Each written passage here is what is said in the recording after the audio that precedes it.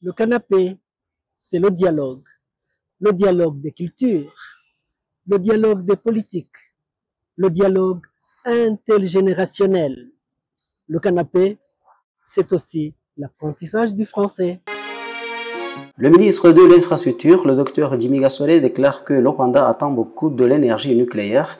Selon lui, elle va servir à alimenter tous les réseaux électriques du pays en continu.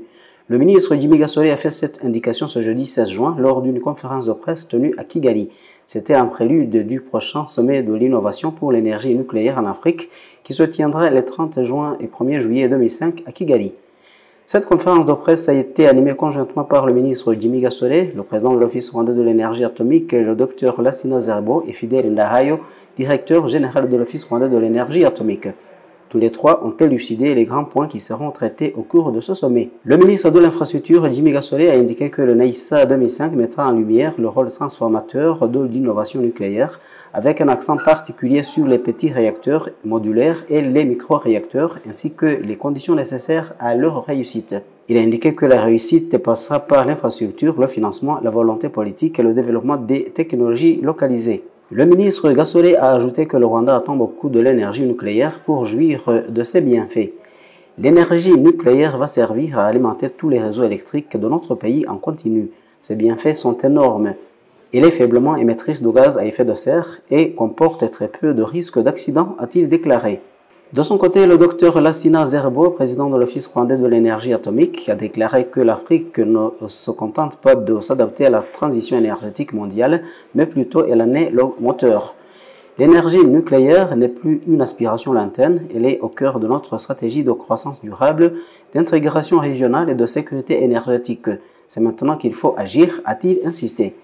Parlant du Rwanda, le Dr Lassina Zerbo a fait remarquer que le pays a besoin de beaucoup d'énergie et en aura encore dans les années à venir, d'où le projet nucléaire vient à point nommé. Aussi, la demande énergétique du Rwanda est assez grande et va être assez grande à partir des années 2030.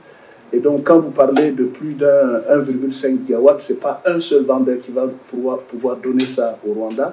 Les SMR, l'honorable ministre a parlé de 300 mégas maximum.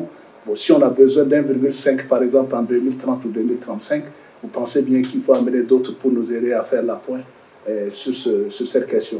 Et donc, au fur et à mesure et en fonction de technologies, les sites peuvent varier. Mais actuellement, on a déjà des sites qui sont mis en place pour les SMR et ceux pour lesquels nous avons des accords. Le directeur général de l'Office rwandais de l'énergie atomique, le Dr Fidel Ndahayo, a expliqué les avantages et les bienfaits de l'énergie nucléaire. Il a précisé que celle-ci peut être utilisée efficacement dans plusieurs domaines. Grâce à son système de production robuste, le nucléaire délivre de grandes quantités d'énergie en continu tout en s'adaptant à la demande. Ainsi, le nucléaire contribue largement à sécuriser l'acheminement électrique dans les hôpitaux, les entreprises, les logements, les transports, dans l'agriculture et dans bien d'autres domaines, a-t-il fait savoir. Le docteur Fidel Ndahayo a fait une importante remarque qui est celle de ne pas confondre l'énergie nucléaire dont on parle avec la fabrication de l'arme atomique, communément appelée arme nucléaire. Il faut bien différencier l'énergie nucléaire dont nous parlons ici avec les programmes nucléaires militaires de fabrication des armes. Nous parlons de l'énergie utilisée de façon ordinaire et pour l'usage courant, a-t-il expliqué. Ce sommet historique réunira des décideurs politiques, des chefs d'entreprise et des experts mondiaux.